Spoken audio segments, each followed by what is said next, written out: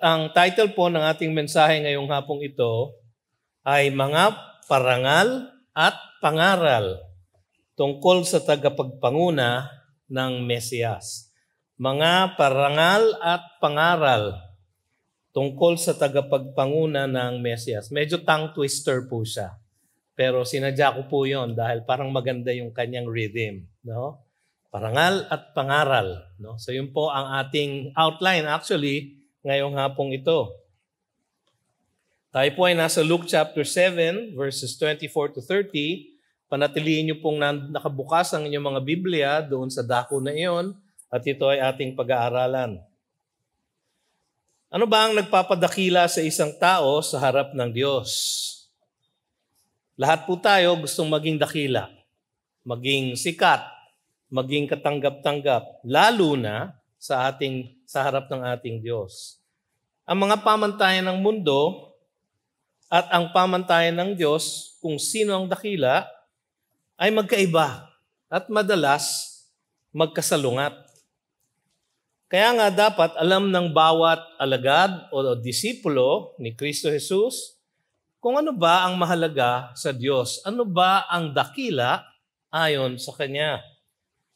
Marami tayong matututunan tungkol sa kadakilaan sa mata ng ating Diyos mula kay Kristo Jesus ngayong hapong ito. Balikan po natin saglit ang konteksto ng ating pag-aaral, ang Gospel of Luke. Layunin ni Dr. Luke sa ebanghelyong ito na ipakita ang pagka-Mesiyas ni Kristo, na siya ang nag-iisang God-man, Diyos na tao, at hinirang na nag-iisang tagapagligtas. Kanyang maingat na inilatag ang mga dakilang palatandaan ng kanyang pagiging anak ng Diyos, katulad halimbawa ng pagpapagaling niya ng isang alipin at pagbuhay ng isang patay na anak ng isang balo. So pinag-aralan po natin yan over 2 Sundays sa Luke 7, 1-15. Noong nakaraan, nakita naman natin kung paano pinatunayan ni Jesus kay John at sa kanyang mga disipulo na siya ang ipinangakong Mesiyas. So, napansin natin nung huli na si John, dahil siya ay napagitna sa isang napakahirap na sitwasyon, matagal siya naging tapat sa paglilingkod. Ang kanyang buong buhay ay kanyang itinalaga sa Panginoon, sa pananambahan sa Kanya, sa pag-aaral ng Kanyang salita, at sa paglilingkod sa Kanya. Inaasahan niya na pagdating ng Mesiyas na Kanyang ipapakilala, ang Mesiyas na ito ay magdadala ng hustisya para sa bayang Israel. At dahil nga sinabi sa mga propeta na ang pagdating ng Mesiyas ay sasamahan ng kanyang paghuhusga sa lahat ng kasamaan ng mundo, yun pong inaasahan ni John. Nung panahon na ito, si John ay nakakulong.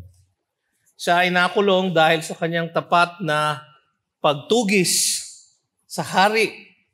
Sinabihan niya ang hari na siya ay nagkasala dahil sa kanyang pag-angkin ng asawa ng kanyang kapatid. At dahil dun sa kanyang pagpuna na iyon, siya ay pinakulong at eventually siya ay pinatay, pinugutan ng ulo. So sa gitna ng kanyang pagkakapiit, sinabihan niya yung kanyang mga disipulo, naalala nyo last week, sa gitna ng kanyang pansamantalang pagdududa, pinatanong niya yung mga disciple niya, ikaw nga ba ang aming inaasahan? Ikaw nga ba ang the expected one? The one who is to come? At ang ginawa ni Kristo Jesus, imbis na sagutin na diretso, pinagpatuloy niya yung pagpapagaling, pagtuturo, at kanyang sinabi doon sa mga disipulo ni Juan, na ito ang mga palatandaan ng darating na Mesiyas ayon sa mga propeta. Sabihin ninyo kay Juan na natupad ko ng lahat ang mga palatandaang ito. Ayan, nandyan po tayo ngayon. Diyan sa punto na yan. At makikita naman natin ngayon kung paano pinarangalan. Yan, ako nang nabubulol. Sabi ng misis ko kanina, yung ginagawa mong yan, mabubulol ka niyan. Tama na naman siya. So kung paano pinarangalan ni Jesus si John at mga mahalagang pangaral tungkol sa katuwiran ng Diyos. So parangal at pangaral. Yan po ang outline natin ngayong hapong ito. So tingnan muna natin yung mga parangal tungkol sa pagkatao at paglilingkod ni John the Baptizer o John the Baptist. Sabi sa verses 24 to 25, when John's messengers had gone, Jesus began to speak to the crowds concerning John. So alam natin na pagkatapos ito nung enkwentro niya with the disciples of John, na ipinakita niya ang mga milagrong kanyang ginagawa at ito nga ang mga palatandaan na siya ang prinopesiya na Mesiyas ng lumang tipan. So nung sila'y lumisan at bumalik na kay John, nataglay ang mensahe ni Kristo para sa kanya, ito ang kanyang sinabi. What did you go out into the wilderness to see? A reed shaken by the wind? What then did you go out to see? A man dressed in soft clothing? Behold, those who are dressed in splendid clothing and live in luxury are in king's courts. Parang medyo matalinghaga po yung sagot ng ating Panginoon, no? Sapagkat ang kanyang gustong sabihin dito, hindi mahinang klaseng lalaki si John. Kasi, tandaan ninyo, ang konteksto ay yung kanyang pansamantalang pagdududa. So dahil doon, baka sa mata ng kanyang mga disipulo ay nanghihina ang ating master, ang ating rabbi. Bakit kaya? Mahina kaya siyang klaseng tao? No? Kaya ganito ang sagot ni Jesus. Ang sabi niya, he is not a reed shaken by the wind. Ito po yung, kung kayo lumaki sa probinsya at meron po kayong mga lupa sa kanayunan, no? Meron pong klase ng damo na mataas, no? Na parang reed.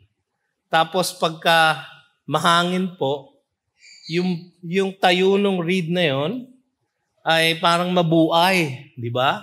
Yung nanginginig, ganyan, sa hangin. No? Yun po ay isang figure of speech na ang ibig sabihin, isang tao o isang nilalang na mahina ang loob, na hindi tapat sa kanyang convictions. No? Pero hindi ganun si John. Yung tanong ni Jesus is a rhetorical question. Ang sagot doon, no. No? So nung tinanong niya, what did you go out into the wilderness to see? A reed shaken by the wind? Rhetorical question po yon. Ang expected na sagot, no, hindi. Bakit naman kami pupunta sa ilang, sa wilderness? Alam nyo, yung wilderness na yon, medyo malayo. No? Ito yung Judean wilderness, no? Medyo bulubundukin siya at medyo malayo siya sa Jerusalem, no? So para nila sadyain ang isang tao, bakit naman silang sasadya doon kung ang pupuntahan lang nila ay isang mahinang klaseng lalaki? So yung tanong ni Jesus, ang expected niyang conclusion ay hindi ganun si John. The opposite si John. Kaya sinabi pa niya, pangalawang tanong niya, what then did you go out to see? A man dressed in soft clothing? Behold, those who are dressed in splendid clothing, live in luxury, are in king's courts. No? Actually, yung pong salitang dressed in soft clothing sa original language, yung salita na ginamit ay pareho ng salita na translate na effeminate. No? Ngayon, siyempre, pagka mali ang pagkasalya mo nung salitang yon, no, makaka-cancel ka, no? Yung effeminate, no? Nung araw, nung ako'y lumalaki, ang tawag ng mga matatanda diyan, kasama na ngayon ako sa matatanda. So ang tawag namin diyan ay binabae, no? Narinig nyo na ba yung salitang ganon? Hindi nyo na naririnig ngayon yan kasi nga makakancel kayo. No? Pero ang dinidescribe ni Jesus dito ay isang lalamya-lamya na lalaki, no? Na hindi matipuno, hindi matapang, hindi malakas. So ang tanong ni Jesus, ang expected na sagot muli ay hindi. Ang pinuntahan nyo ba sa wilderness, pagkalayo-layong biyahe, ay isang lalaki na nasa magarang kasuotan, na medyo lalamya-lamya at mahina ang conviction at kulang sa tapang? Hindi. Kaya ang conclusion ng dalawang tanong niya, ang parangal ni Jesus ay si John ay isang matapang na lingkod. Isang matapang na lingkod. Matapang siya dahil tapat siya sa kanyang Diyos. Matapang siya sapagkat tiyak siya sa kanyang pinaniniwalaan. Hindi siya katulad nung dinidescribe ni Paul sa Ephesians 4:14. Ang wika doon, tayo ay kailangan magpalakas sa salita ng Diyos so that we may no longer be children tossed to and fro by the waves and carried about by every wind of doctrine, by human cunning, by craftiness and deceitful schemes. Yun po yung reed shaken in the wind. Yun po yung taong lalamya-lamya. Yun po ang taong hindi tiyak sa kanyang paniniwala, kaya naniniwala siya kung ano uso palagi. Kung ito ang uso, maniniwala siya. Kung ito ang uso, yun ang paniniwalaan niya. Hindi po ganun si John. Isang matapang siyang lingkod. Hindi siya namuhay sa karangyaan. In fact, siya ay lumaki sa gitna ng paghihirap sa ilang. Isang buhay na, kumbaga, ang tawag natin ngayon, parang ermitanyo. Meron TV show noon na yan ang title, no? Ermitanyo, no? Naalala nyo? No? Hindi ako nanonood noon, nakikita ko lang, no? Pero yung ermitanyo, yung parang lumalaki sa labas ng lipunan, malayo sa sibilisasyon, no? In fact, sa Luke 1:80, ang wika doon, and the child grew and became strong in spirit, and he was in the wilderness, magmula ng kanyang pagkabata, until the day of his public appearance to Israel. Sa Matthew chapter 3 verse 1, ang sabi doon, in those days, John the Baptist came preaching in the wilderness of Judea. No? Repent, for the kingdom of heaven is at hand. For this is he who was spoken of by the prophet Isaiah, the voice of one crying in the wilderness. Kaya po siya naroon, prepare the way of the Lord, make his paths straight. Now John wore a garment of camel's hair and a leather belt around his waist, and his food was locusts and wild honey. O parang hindi yata ganyan ang pagkain ng lalaking lalamya-lamya, no? Dahil sa kanyang paghiwalay, no? Alam nyo, siya ay bago pa siya ipinanganak, no? Itinalaga na siya ng kanyang mga magulang na maging Nazirite. Yung Nazirite vow ay hindi puputulin ng kanyang buhok, no? At siya ay hindi iinom ng alak.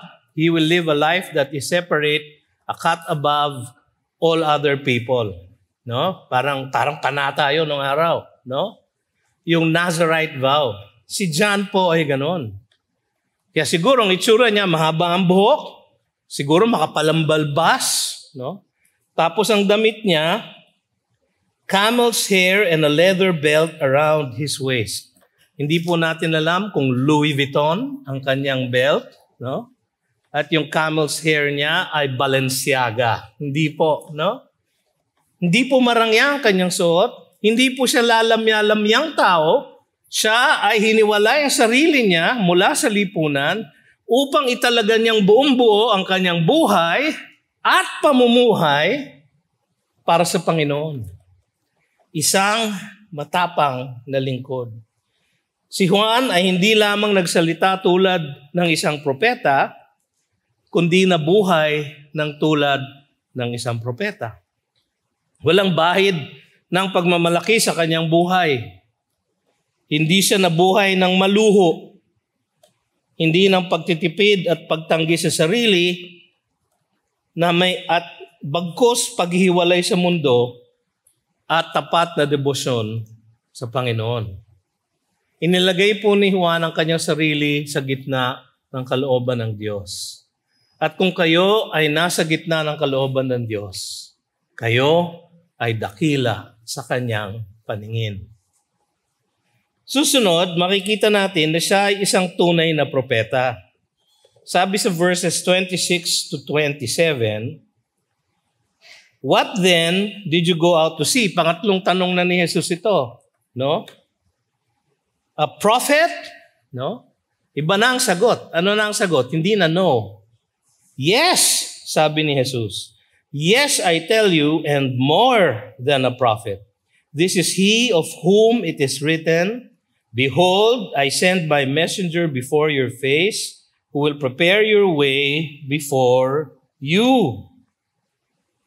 Alam nyo, mula pa ng kanyang pagsilang, hindi pa siya sinisilang, hindi pa siya inilalagay sa sinapupunan ng kanyang ina, meron ng anghel na dumalaw sa kanyang ama na si Zechariah.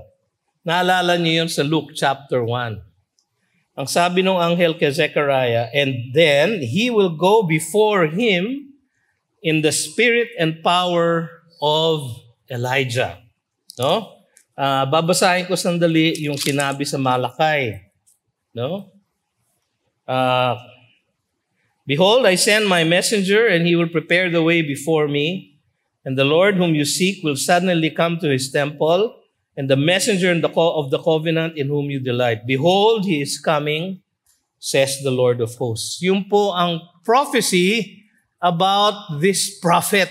So siya po ay hindi lang propeta, kundi tunay na propeta, at isang propeta na prinopesiya ng mga propeta. No? So bukod tangi talaga si John. Pati anghel, inanunsyo ang kanyang kapanganakan. Dineklara ng kanyang ama, si Zechariah. Naalala nyo na hindi siya makapagsalita, no? Ng ilang panahon, dahil siya siguro ay nagduda doon sa balita ng anghel, hindi natin alam, pero may purpose ang Panginoon para doon. Siya hindi makapagsalita. No? Pero nung ipinanganak si John, at nung siya ay papangalanan na, no? Nakapagsalita na si Zechariah. At ang unang lumabas sa kanyang labi ay yung tinatawag natin the Nunc Dimittis, yung blessing, isang awit ng papuri. Pagkatapos niyang hindi makapagsalita ng maraming panahon, ang unang lumabas sa kanyang bibig pagkapanganak ng kanyang anak na propeta ay ganito. Luke 1:76. "And you, child, will be called the prophet of the Most High." The prophet. Bukod tangi, unique, the prophet of the Most High. "And you will go before the Lord to prepare His ways." Kinilala siya ng propeta kahit ng kanyang mga kaaway. Nung siya ay nakaka-offend na sa kanyang ministeryo, sabi sa Matthew 14:5, "And though he wanted to put him to death," si Herod, gusto niya papatay si John the Baptist, pero hindi niya magawa. "And though he wanted to put him to death, he feared the people because they held him to be a prophet." Kaya lang, siyempre, birthday ni Herod, may handaan, may inuman, no? Dahil siya'y lasing, nagyabang siya dun sa anak ng kanyang asawa na hingin mo ang kahit na anong gusto mo. At ang hiningi ng asawa niya na sinabi ng anak ay ang ulo ni Juan Bautista. At dahil doon siya ay napugutan ng ulo. Pero nung una, ayaw siyang ipapatay sapagkat kinikilala siya kahit ni Herod at ng kanyang mga kaaway na isang tunay na propeta. Siya ay pinropesiya na tagapagpangunang propeta ng Mesiyas. So binasa na natin ilan yung kanina sa Malakay chapter 3 verse 1, sa Mark chapter 1 verse 2, ganito naman ang sinasabi. "As it is written in Isaiah the prophet, Behold, I send my messenger before your face, who will prepare your way, the voice of one crying in the wilderness. Kaya siya sa wilderness lumakit, tumira. Prepare the way of the Lord, make His paths straight. Ang kino-quote ni Mark doon ay isang prophecy na sa book of Isaiah. Si John din, si the Apostle John, nung sinulat niya ang kanyang ebanghelyo, ang sabi niya sa John 1:23, he said, I am the voice of one crying out in the wilderness, make straight the way of the Lord, as the prophet Isaiah said. Ano ba yung sinabi ni Isaiah? Isaiah chapter 40 verse 3. A voice cries in the wilderness, prepare the way of the Lord, make straight in the desert a highway for our God. Sapagkat pagka dumarating ang isang hari, meron siyang herald na nangunguna sa kanya, yung kanyang forerunner. At yung forerunner na yon, ang nag-aanunsyo, parating na ang hari, parating na ang hari. Patagin ang kanyang dadaanan sapagkat siya ay narito na. Ganun po ang ministeryo ni John the Baptist. Malinaw na si John ang hinirang ng Diyos na mag-anunsyo ng pagdating ng Mesiyas. Sabi nga ni Dr. John MacArthur sa kanyang commentary, his privileged calling made him the last and greatest of the Old Testament prophets, the last preacher of the age of promise, the bridge into the age of fulfillment, and the first preacher in the New Testament. Ganun po ka-unique, ganun po katunay ang pagiging propeta ni Juan. So, pinarangalan siya ni Jesus, isang matapang na lingkod, isang tunay na propeta. Tapos, sa verse 28, siya ay pinarangalan na isang pamantayan ng kadakilahan, a standard of greatness. No? Ang sabi sa verse 28, I tell you, among those born of women, lahat po ng tao yon. Kasi sino bang taong ang hindi ipinanganak ng isang babae? So I tell you, among those born of women, none is greater than John. None. A universal negative. None. Wala. Siya ang pinakadakila sa lahat ng ipinanganak sa mundo. Wow! Sabi sa Matthew 11:11, truly I say to you, among those born of women, there has arisen no one greater than John the Baptist. So lahat ng mga gospel writers ay nagkaisa sa pagkilala nung sinabi ni Jesus na si John is the greatest. Bakit? Dahil siya ay isang matapang na lingkod. Bakit? Dahil siya ay isang tunay na propeta na pinropesiya ng mga propeta na magiging tagapagpanguna ng Mesiyas. Napaka-importante ng kanyang role. Si John ang huli sa mahabang linya ng mga tapat na propeta na ipinadala ng Diyos upang i-anunsyo ang pagdating ng tagapagligtas ng Diyos. Lahat ng ibang propeta, si Isaiah, si David sa kanyang Psalms, si Moses sa kanyang Pentateuch, lahat sila ay inanunsyo ang ipinangakong tagapagligtas ng buong sanlibutan. Anino lang ang kanilang nakita. Isang malabong anino ng darating na tagapagligtas. Si John the Baptist, kaya siya ang pinakadakila sa lahat, sapagkat nakita niya ng sariling mata niya ang Mesiyas. In fact, siya ang nagbautismo ng Mesiyas na ito. Ayaw pa nga niya, sabi niya, dapat yata ako ang bautismohan mo. Pero sabi ni Jesus, nararapat lamang na gawin natin ang lahat ayon sa katuwiran. At kaya nagpabaptize siya. Mga kapatid, yan ang dahilan kung bakit siya ang pinakadakila sa lahat. Higit siya kaysa kay Moses, kay Elijah, kay Isaiah, kay Jeremiah, kay Daniel, at iba pang mga propeta na nakita lamang ang pangako ng tagapagligtas. Ngunit si John, nakita niya, nakilala niya, at binautismohan pa niya. Narinig niya ang boses na galing sa langit. na ang wika ay, "This is my beloved Son, of whom I am well pleased." Narinig yun ni John. Kaya siya ang pinakadakila sa lahat. Mapapansin niyo ba na ang standard ng kadakilaan ng Panginoon ay hindi galing, hindi gilas, kundi ang pagsunod at pagiging tapat ng mga lalaking ito sa kanyang kalooban para sa kanila. Si John naging tapat para sa kalooban ng Diyos sa kanya. Ang ministeryo na sa kanya ibinigay ang maging tagapagpanguna ng Mesiyas. So silang lahat, mga propeta, ay considered dakila dahil sa kanilang pagbibigay ng pangako ng darating na tagapagligtas. Si John mas dakila dahil nadatnan niya ang tunay na tagapagligtas. Dakila ka sa mata ng Diyos kapag naglilingkod ka sa Kanya. Ano man ang halaga mo. Ano man ang estado mo sa buhay. Si John the Baptist ay hindi duwag. Hindi mahalaga sa kanya ang katuwaan. Ang katuwaan siya ng ibang tao. Wala siyang pakialam. Ang mahalaga sa kanya ay tuparin ang kanyang tungkulin. Nagtiwala siya na alam ng Diyos ang kanyang ginagawa nang siya'y itinalaga bilang tagapagpanguna ni Jesus. Kapag sinunod natin ang kalooban ng Diyos para sa ating buhay, madalas, sasalungatin natin ang agos ng kultura. Sabi nga sa 2 Timothy chapter 2 verse 13, "Those who desire to live a godly life in Christ Jesus will be persecuted." Tiyak.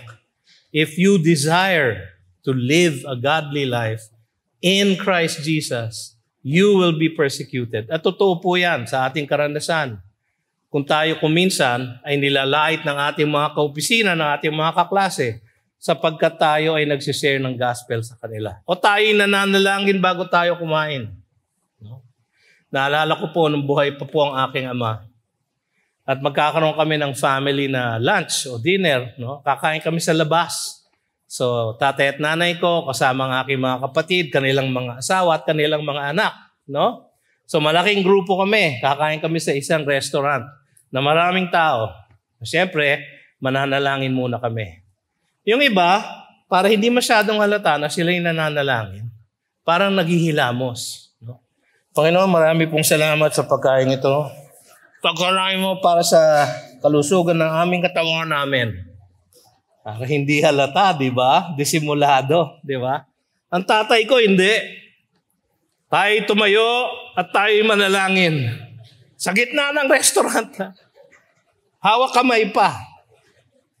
Tapos mag-uumpisa na yan. O Diyos na makapangyarihan sa lahat, lumalang ng langit at lupa. Sinabi mo sa iyong salita, sisitas pa ng Biblia. No? Sa isip-isip ko, Dad, huwag mo nang sitasan ng Diyos. Alam niya kung nasan yun. Saan sumulat eh. Pero ganun po ang aking ama. Hindi po siya nahihiya na siya'y nananalangin. Pero pagkatapos namin manalangin, siyempre medyo tinatawanan kami ng mga katabi naming lamesa. Sapagkat those who desire to live a godly life in Christ Jesus will be persecuted. Kung tayo po ay susunod sa kalooban ng Diyos, tayo sasalungat sa agos ng kultura, tayo ay uusigin. Kung minsan, tayo nagdududa rin, pareho ni John. At kailangan natin humingi ng comfort, ng encouragement mula sa Panginoon na Kanyang ibinibigay sa pamamagitan ng Kanyang banal na kasulatan.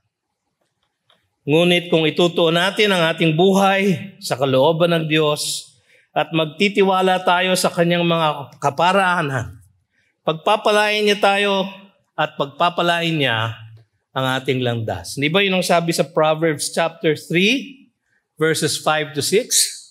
Trust in the Lord with all your heart and do not lean on your own understanding. In all your ways, acknowledge Him and He will make straight your paths. Straight, ibig sabihin righteous. Katanggap-tanggap sa Kanya. Be not wise in your own eyes. So, ganun pong naging buhay ni John the Baptist. At dahil tinalaga niya ang kanyang sarili sa pagsunod sa kalooban ng kanyang Panginoon, at kanyang inilatag, inihain, sinurrender ang kanyang buhay sa mercies ng kanyang Diyos, sa kahabagan ng Panginoon. Kahit na anong mangyari sa akin, O Diyos, ako'y mananatiling tapat sa iyo. Kahit nung magduda siya pansamantala, naging tapat ang Diyos sa kanya at binigyan siya ng palatandaan na siya nga ang Mesias. So yun po ang parangal tungkol sa kanyang pagkatao at sa ministeryo. Tingnan naman natin ang mga pangaral tungkol sa kahalagahan ng ministeryo ni John the Baptist. Una sa lahat, ang katotohanan ito. Mas nakahihigit ang nasa ilalim ng bagong tipan kaysa sa lumang tipan. Saan natin nakita yon? Binasa ko kanina yung verse 28, pero binasa ko lang po yung first part. I tell you, among those born of women, none is greater than John. Yung second part po ay mas grabe. Yet, the one who is least in the kingdom of God is greater than he. Oh, teka muna. Akala ko sa lahat ng taong pinanganak sa mundo, si John ang pinakadakila. Pero pamantayan lang pala yon ng kadakilaan. No? Kasi ang sabi ng Panginoon, mas nakahihigit ang nasa ilalim ng bagong tipan. Mas nakahihigit ang mga nakakilala kay Jesucristo. Mas nakahihigit yung mga naniwala sa Kanya dahil kanilang narinig ang Kanyang mabuting balita ng kaligtasan na ibinigay ng Kanyang tapat na lingkod, matapang na lingkod, mga tunay na propeta katulad ni John na nagturo kay Kristo Jesus. Dahil sila ay binigyang buhay ng diwang banal at naging born again, at nanampalataya kay Jesucristo, dahil sa kanilang pananampalataya sa Kanya, mas dakila pa ang pinakamababa na Kristiyano. Sino kaya yon? Siguro yung pinakabagong Kristiyano. So kung bago kayo nagpunta dito, o kung bago kayo nanood ng live stream online, ay kumilos sa puso ninyo ang Panginoon at kayo nanalangin. At ngayon nyo lang tinanggap si Jesus. Ngayon lang kayo tumawag sa Kanya para sa Kanyang kahabagan. Ngayon lang kayo binuhay na maguli. Kayo ang least.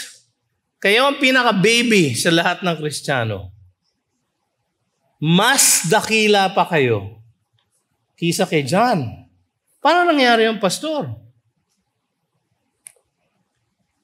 Alam nyo, ang kaligtasan na naranasan na ng mga inabutan ng pagdating ng Mesiyas ay nasilayan lang ng mga naunang propeta. At pinagnasahan pang makita ng mga anghel. Sabi sa 1 Peter chapter 1 verses 10 to 12, concerning this salvation, tungkol sa salvation na ito, the prophets who prophesied about the grace that was to be yours searched and inquired carefully kasi hindi nila makita kung sino, kung kailan siya darating, ano ang pangalan niya. Inquiring what person or time the Spirit of Christ in them was indicating when He predicted the sufferings of Christ and the subsequent glories. It was revealed to them that they were serving not themselves, hindi yung para sa kapanahunan nila, hindi yung para sa kanilang pagpapala. They were serving not themselves, but you, yung mga sinulatan ni Peter, yung mga Christians of the first century. At tayo, na nakakabasa ngayon ng 1 Peter. In the things that have not now been announced to you through those who preach the good news to you, by the Holy Spirit sent from heaven, things into which angels look to long to look. Kahit mga anghel, alam mo, hindi naman kailangan ng kaligtasan ng mga anghel. At ang mga anghel ay hindi inofera ng kaligtasan na ganito. Kahit sila, naiinggit sa kaligtasan na inihain sa atin ng mga sumulat ng Ebanghelyo. Kaya po, ang pinakamababa sa panahon ng bagong tipan ay pinakadakila pa, mas dakila pa kaysa kay John the Baptist. Mga kapatid, si Jesus ay masigit na tagapamagitan ng mga pangako ng Diyos sapagkat siya ang anak ng Diyos mismo. Kaya mas dakila tayo kasi nakita na natin ang kwento tungkol sa pagkatao at sa mga gawain ni Kristo Jesus. We now know the person and the work of Christ. Alam natin ang kabuuan ng kanyang ebanghelyo. Naging beneficiary tayo ng kanyang dakilang pagsasakripisyo. Sa Hebrews chapter 3 verses 3 to 6, ang sinasabi doon, "For Jesus has been counted worthy of more glory than Moses." Mas higit ang bagong tipan sa lumang tipan. Si Moses represents yung lumang tipan. Si Jesus yung bagong tipan, the new covenant. As much more glory as the builder of a house has more honor than the house itself. For every house is built by someone, but the builder of all things is God. Now Moses was faithful in all God's house as a servant, bilang isang lingkod, to testify to the things that were to be spoken later. But Christ is faithful over God's house as a son. Siya ang anak ng may-ari. Siya ang anak ng may-ari ng bahay. Siya ang tagapagmana. He is the heir of all things. And we are His house if indeed we hold fast our confidence and our boasting in our hope. So, si Jesus ay mas higit na mediator kisa kay Moses. Yung Hebrews, ina-address sa mga Hebrew. Mga Hebrew, ang kanilang tinatanganan, kanilang pinanampalatayaan ay ang pagsunod ng batas ni Moses. Pero ang sinabi sa Hebrews, mas higit si Kristo na tagapamagitan kisa kay Moses. Kaya yung pinakamababa sa kingdom of God, sa New Covenant, ay mas higit kisa dun sa pinakadakila of the Old Covenant. Ang kanyang pag-alay ng kanyang sarili ay higit sa lahat, sapagkat sa isang pag-alay na gawa niyang gawing ganap ang lahat ng mananampalataya sa kanya. Hindi ko po babasahin yung buong passage sa Hebrews 10 verses 1 to 14. Siguro babasahin ko na lang from verse 12 o verse 11. And every priest stands daily at his service. Leviticus ito. So nasa Old Testament. And every priest stands daily at his service, offering repeatedly the same sacrifices which can never take away sins.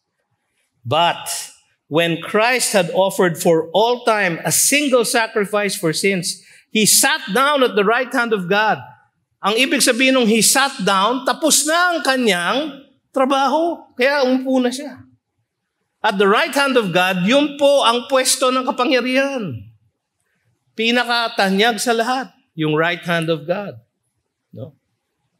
Waiting from that time until His enemies should be made a footstool for His feet. For by a single offering He has perfected for all time those who are being sanctified. Yan po ang kahigitan ng New Covenant over the Old Covenant. Yung Old Covenant po, yung lahat ng mga regulasyon ng mga priest, ay isang foreshadow lang po ng darating na tagapagligtas. Yung buong sistema ng templo, ng pag-aalay ng mga hayop, pagdanak ng dugo, ay isang foreshadow lang po ng darating na sakripisyo sa krus ng Kalbaryo. Hindi po nakakaligtas yung mga bagay na yon, yung pag-aalay ng hayop. Hindi yun na nakakapagligtas. Ang nakakapagligtas po ay yung tinuturo ng mga yon. Ang problema, yung mga Hudyo, nanampalataya sila doon sa mga forms, sa foreshadow, imbis na sa promised na Messiah. Hanggang ngayon po mga kapatid, hindi nila tinatanggap na si Jesus ang kanilang Mesiyas. Kaya mga kapatid, kaya mas higit ang nasa bagong covenant. Paano kaya, bakit kaya ang pinakamababa sa kaharian ng Diyos ay mas dakila kaysa kay John? Ang mga Kristiyano ay may pribilehiyong masaksihan ang pagdating ng Mesiyas. ang mensahe ng Ebanghelyo ng buo. Alam natin ang buong gospel. Meron tayong New Testament. Meron tayong gospel na nanggaling sa 4 na gospel writers. Meron tayong paliwanag ng gospel na nanggaling sa mga naunang apostol. Si Peter, si John, si Paul. At dahil sa kabuuan ng New Testament, meron tayong isang buo at kumpletong pag-aaral, katotohanan tungkol sa daan ng kaligtasan, si Kristo Jesus. Wala po niyan yung nasa ilalim ng Old Covenant. Sila po ay ligtas, pareho natin, dahil sa kanilang pananampalataya sa pangakong pagliligtas ng Diyos. Kahit hindi nila nakikita, sabi sa Hebrews 11, hindi pa nila nakikita, sila'y nanampalataya, kaya sila naligtas. Tayo, we are on the other side of the cross. Sila forward-looking to the cross, tayo backward-looking to the cross. Pero mas buo ang ating kaalaman tungkol sa kaligtasan ng Diyos, datapwat ang pinakamaliit sa atin, pinakadakila, mas dakila pa sa pinakadakila ng lumang tipan. Yun po ang isang pangaral na makikita natin dito. Pangalawa, matingkad ang katuwiran ng Diyos sa kanyang mapagbigay loob na pakikitungo sa mga makasalanan. Tignan niyo yung verse 29. When all the people heard this, and the tax collectors too. Bakit kaya binanggit na espesyal ng tax collectors? Sapagkat sila palaging etsepuera kasi sila tinatratong traidor. Mga Israelita na nangongolekta ng tax para sa Rome. At kung minsan hindi lang sila traidor, corrupt pa sila. So alam nyo, matagal ng kwento na corrupt ang mga tax people. Pero hindi naman po lahat, no? Dahil sa BIR po ngayon sa ating BIR po ngayon, maniwala kayo hindi, meron pong BIR, Christian Fellowship. Meron po. Marami pong believers sa loob ng BIR. Nung ako po'y nasa DTI, naging pribileho ko po maging bahagi ng DTI Christian Fellowship at kami ay sumanib sa isang mas malaking grupo na Fellowship of Christians in Government, FOSIG. No? Ang FOSIG po nagtayo ng Bible study sa lahat ng government offices. Isa sa pinakamalaki ay ang BIR. Ang pangalawang pinakamalaki, nakakatuwa po, Bureau of Customs. Bakit kaya doon pinakamalaki? Doon pinakadakila ang pangangailangan. Diba? Doon pinakamalaki ang pinapangangailangan. At yung mga kapatid natin doon, mga kapatid, hindi lang sila diretso at hindi corrupt. Sila ay maaaring lapitan ng ibang mga negosyante para maayos ang kanilang taxes. Meron pong ganitong ministeryo sa mga tax collectors ngayon. Nung araw, ang mga tax collector, parang isa lang ang exception, si Matthew lang. Siya lang yata ang naligtas. Tsaka si Zacchaeus. No? Si Zacchaeus, hindi lang siya BIR examiner, siya ang Chief District Revenue Officer. No? Si Zacchaeus. Meron pong naliligtas ng mga tax collector. In fact, dito sa tekstong ito, makikita natin na marami silang naligtas. Bakit? Ang sabi, when all the people heard this and the tax collectors too, they declared God just. In fact, sa ibang translation ng English Bible, they justified God. Or they declared God justified. Ibig sabihin, tama ang ginawa ng Diyos. Ano ang tamang ginawa niya? Having been baptized with the baptism of John. Naniwala sila doon sa ministeryo ni John the Baptist. No? Naniwala sila sa pamamahayag ni John tungkol sa pagdating ng Mesiyas. At ang kanyang gospel ay repent, for the kingdom of God is at hand. Si John the Baptist, yun ang kanyang gospel cry. Alam nyo, si Jesus, nung siya ay nag-umpisa mag-preach, anong kanyang gospel cry? Pareho, repent, for the kingdom of God is at hand. In fact, pwede niyang sabihin, repent, for the kingdom of God, namely me, I am here. So repent. Si John, sabi niya, repent sapagkat darating na ang hari. Maraming naniwala sa kanya ng mga tax collectors. Luke 3:12. Tax collectors also came to be baptized and said to him, "Teacher, what shall we do?" And he said to them, "Collect no more than you are authorized to do." Huwag na kayo maging corrupt, no? Huwag na kayo maging kurakot. Matthew 21:32. For John came to you in the way of righteousness, and you did not believe him, but the tax collectors and the prostitutes believed him. And even when you saw it, you did not afterward change your minds and believe him. Ang kausap niya yung mga religious leaders ng Israel. Hindi sila naniwala, yung mga makasalanan, yung mga tax collectors, yung mga prostitute. Hindi ko po matagalog yung prostitute, no? Dahil medyo masangsang pag tinagalog ko po yon. So, babaeng talipandas. Ganun na lang. Para hindi masyadong masangsang.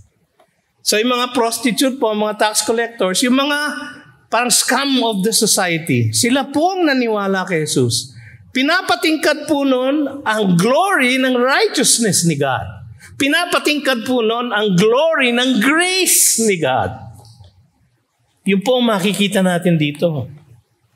Mapapabilang tayo sa karya ng Diyos pamamagitan ng pagsisisi. Tinanggap ng mga tax collectors na sila ay makasalanan. Naalala niyo sa Luke 18? Doon sa parable of the Pharisee and the tax collector. No? Yung Pharisee, sabi niya, "Salamat Panginoon at ako ay matuwid. Hindi ako pareho ng tax collector na ito." Yung tax collector, hindi niya mayangat ang kanyang ulo sa hiya niya sa Panginoon. Ang kanyang nasabi lang, ay kaawaan mo ako, Panginoon, sapagkat ako'y makasalanan. Alam niyo, yun lang ang pwede natin gawin para maligtas. Yun lang ang pwede natin gawin. Yun lang ang dapat natin gawin. Walang mabubuting gawa, walang mga ritual, walang mga sakramento, walang pagiging member ng GCF ang magliligtas sa inyo, kundi ang paglapit sa Diyos na mayroong pagsisisi sa ating puso at pagtanggap ng kanyang kaparaanan ng kaligtasan na si Kristo Jesus lamang. Malinaw ang babala sa mga tumatanggi sa panawagan ng Diyos. Tignan niyo yung verse 30. But the Pharisees, so alam natin contrast ito kasi may but. But the Pharisees and the lawyers rejected the purpose of God for themselves, not having been baptized by Him. They rejected the purpose of God. Sa Matthew 23:13, isang pagkondena ni Jesus sa mga Pharisees and scribes. Yung scribes, yung mga lawyers. But woe to you, scribes and Pharisees, hypocrites! Grabe ang Panginoon, ano? Walang preno. Hindi man lang bumusina. No? Sabi niya, woe to you! Alam niyo ibig sabihin ng woe? Kayo mapupunta sa impyerno. Woe to you! Scribes and Pharisees, hypocrites! For you shut the kingdom of heaven in people's faces, for you neither enter yourselves, nor allow those who would enter to go in. Woe to you! Bakit? Sapagkat sila yung umaasa sa sarili ng mabubuting gawa. Sila yung naniniwala na sila hindi makasalanan at sila katanggap-tanggap na sa Panginoon. Sila hindi nangangailangan na isang tagapagligtas katulad ni Jesus. Pero ang tanging paraan lamang para tayo makalapit sa Diyos, alam na natin, by grace alone. Through faith alone. Yun ang purpose ni God. Hindi tinanggap ng mga Pariseo. Luke 11:52, woe to you, lawyers, for you have taken away the key of knowledge. You did not enter yourselves, and you hindered those who were entering. Hindi nila tinanggap ang katuruan ni John the Baptist. At ang katuruan actually ng lumang tipan. Ang buong lumang tipan tumuturo kay Jesus. Ang sabi sa Romans 3:20, no one will be justified by works of the law, for with the law is knowledge of sin. Kaya binigay ang law para makita natin na tayo'y makasalanan at kailangan natin ng isang tagapagligtas. Mark 7:9. And he said to them, "You have a fine way of rejecting the commandment of God in order to establish your tradition." Sila ay nanampalataya sa kanilang sariling tradisyon, sa kanilang sariling mga ritual, sa kanilang sariling mga sakramento. Akala nila ang mga bagay na ito ay pwedeng matamo para sa kanilang kaligtasan. Ngunit hindi. Tayo ay ligtas by grace alone, through faith alone, in Christ alone. Napakaangkop nitong mensaheng ito sapagkat next Sunday, ang pag-aaralan natin, Solus Christus. Ang kaligtasan ay through Christ alone, through the work and the finished work of Christ alone. Dito, kaya niya pinarangalan si Juan Bautista sapagkat ang mensahe niya tinuturo ang Mesiyas na tanging paraan para tayo maligtas. Kaya dakila si Juan dahil tinuro niya kung paano maligtas. Tinuro niya ang lahat kay Kristo Jesus. Tinawag niya ang lahat na magsisi at magbabautismo. Alam niyo, ang bautismo po hindi para sa Hudyo na katutubo. Yung Hudyo na ethnic Jew. Ang paniwala nila dahil sila ay pinanganak mula sa lipi ni Abraham, sila ay ligtas na. National salvation na kanilang paniwala. Hindi nila kailangan magpabaptize. Para lang po sa Gentiles yun. Kaya yung bautismo ni Juan ay para sa mga Gentile proselytes na nais maging bahagi ng Judaismo. Kaya napakalaking bagay nang si Kristo mismo ay nagpabautismo. Sa ganong pagpapakita niya, pinakita niya ang lahat ng dapat gawin para sa katuwiran ng Diyos. Sa ganong kanyang example, pinapakita ni Jesus na ang lahat maaaring maligtas. Kahit na ang mga hentil na kailangan ng bautismo ng tubig. Mga kapatid, mapapabilang tayo sa kaharian ng Diyos kung tatanggapin natin ang kanyang layunin para sa ating buhay. Yun ang sabi ng verse 30. The Pharisees rejected the purpose of God for themselves and not having been baptized by Him. Tinanggihan nila ang bautismo ni Juan. Hindi namin kailangan yan. Kami anak ni Abraham. Hindi namin kailangan magsisi. Pareho nung publican dun sa templo. Oh Lord, maraming salamat at ako'y mabuting tao. Ako'y nag-aayuno, ako ay nag-iikapo. Lahat ng mga requirements ng law, kanyang ginagawa. At doon siya umaasa para sa kanyang kaligtasan. Yung pong poor tax collector, wala siyang magawa, wala siyang may pagmalaki, wala siyang sukat sabihin, kundi patawarin mo ako, Ama. Mahabag ka sa akin, Ama, sapagkat ako'y makasalanan. Alam nyo, yun lang ang paraan para tayo maligtas. Sa pamamagitan ng batas, makita natin na tayo ay tunay ngang makasalanan. At dahil sa realisasyon na yon, tayo ay isuko natin ang ating sarili sa kahabagan ng Diyos. Yun lang po ang pwede nating gawin. Yun lang po ang maaari nating gawin.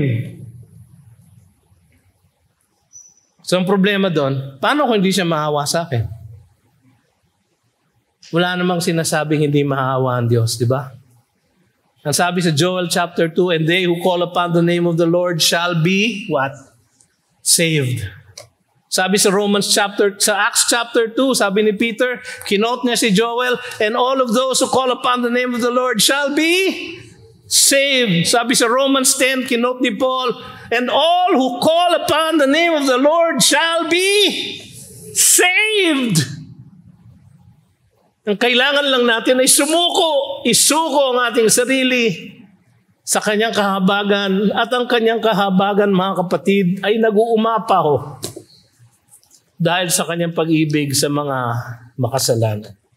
While we were yet sinners, anong sabi ni Pablo sa Romans 8? While we were yet sinners, Christ died for us. Sabi ni Paul kay Titus, Christ died for the ungodly. Tayo po yun. Yun po ay reject ng mga Pariseo dahil sila, ang tingin nila sa kanilang sarili, sila ay mabuti. Ngunit ito ang kalooban ng Diyos. Kasi sinabi dito, they rejected the purpose of God for themselves. Ano ba ang kalooban ng Diyos para sa atin? Sabi sa John chapter 6 verse 40, "For this is the will of my Father." Linaw ng Biblia, no? Ano ba ang kalooban ng Diyos tungkol sa ating kaligtasan? Anong gusto niyang mangyari? Ano yung kalooban niya na rin ni-reject ng mga self-righteous na mga tao?